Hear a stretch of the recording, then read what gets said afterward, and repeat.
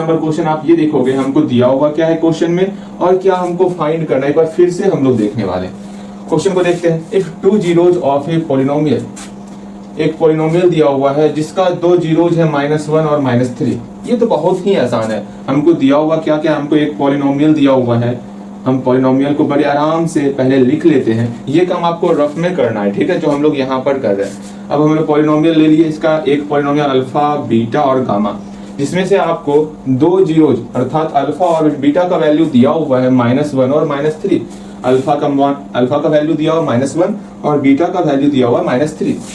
Find the third zeros, हमको gamma का value बताना है। गामा का वैल्यू क्या ही होगा, सिंपल सा आप यहाँ सोचोगे ऐसा क्या ही करें जो गामा निकल जाए।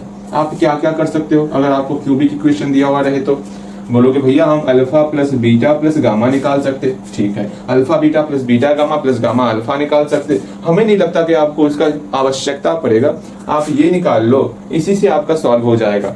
आप कैसे जानोगे इससे सॉल्व होगा, आप रफ कर रहे हो, पुट करके देखोगे सॉल्व होता है कि नहीं होता। बड़े आराम से अल्फा और बीटा का वैल्यू पुट करोगे और गामा अकेला करोगे, सिर्फ एक ही इक्वेशन से आपका सॉल्व हो जाने वाला है। तो घबराना क्यों है, आराम से alpha plus beta plus gamma क्या ही होता। तो आप बोलोगे भैया सेकेंड टर्म अर्थात x² का जो कोफिशिएंट है 5, उसमें हम लोग डिवाइड करेंगे 1 से, फिर हम लोग माइनस सिंबल लगा देंगे, तो बड़े आराम से जो है alpha plus beta plus gamma निकल जाने का। अगेन यहाँ पर हम लोग अल्फा का वैल्यू -1 और बीटा का वैल्यू हम लोग जो है -3 पुट करने वाले, फिर यहाँ से गामा निकाल देंगे, हम लोग का गामा निकल जाएगा, हम लोग का सॉल्व हो जाएगा। चलो सॉल्व करते हैं फटाफट से। फर्स्ट ऑफ ऑल हम लोग मान लेते हैं कि alpha beta and gamma be the zeros of this polynomial. यहाँ लिखो अल्फा बीटा एंड गामा, अपने से बनाओ ना, आपके पास यहाँ पर मौजूद है, क्या दिया हुआ है, क्या फाइंड करना है, एक बार खुद से प्रयास करो। जहां गलती होगा फिर मैं हूं ना, आप इतना, मैं आपके साथ हूं, परेशान मत हुआ आप। यहाँ देखो एक बार प्रयास कर सकते हो आप। Alpha beta and gamma be the zeros of x³ plus 5x² plus 7x plus 3 and और क्या दिया हुआ, अल्फा का मान दिया हुआ है -1 एंड बीटा का मान दिया हुआ है -3, यही सब दिया हुआ है, ठीक है। देयरफॉर जब मेरे पास क्यूबिक इक्वेशन रहेगा तो हम लोग alpha plus beta plus gamma निकाल सकते हैं। तो alpha plus beta plus gamma क्या ही होता, तो 5/1, इसमें माइनस सिंबल लगा देंगे, अल्फा का वैल्यू पुट करते -1 प्लस बीटा का वैल्यू -3 ही है ना, हाँ जी, प्लस गामा इक्वल टू -5। 1 छिपा हुआ रहता, नहीं भी लिखेंगे कोई बात नहीं, ये 1 6 के नीचे 1 छिपा है, 7 के नीचे 1 छिपा हुआ रहता है, ऐसा समझना है आपको ये सारी चीजें।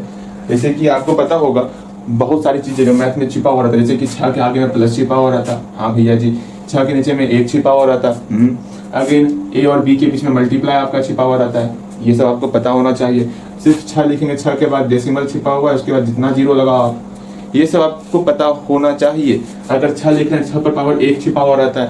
मैथ में कुछ चीजें छिप करके आपको परेशान करती है, तो आप परेशान ना होना है आपको। अब यहाँ से गामा का वैल्यू निकालेंगे, गामा का वैल्यू कितना निकलेगा बस इसको देखना है आपको। गामा कितना निकल गया, पहले यहाँ पर -1 -3 कितना हो जाएगा भैया, -4 हो जाएगा, बहुत अच्छी बात है। -4 को बराबर की उस तरफ भेजेंगे तो हम लोग का ये +4 में कन्वर्ट हो जाएगा और हम लोग का गामा का वैल्यू -1 निकलने वाला।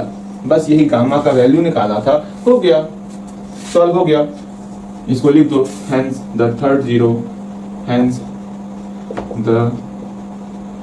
Zero equal to -1। हम लोग चौथे नंबर क्वेश्चन को सॉल्व करते हैं। बस इस दोनों क्वेश्चन को सॉल्व करेंगे, उसके बाद हम लोग आगे की पढ़ाई स्टार्ट करेंगे।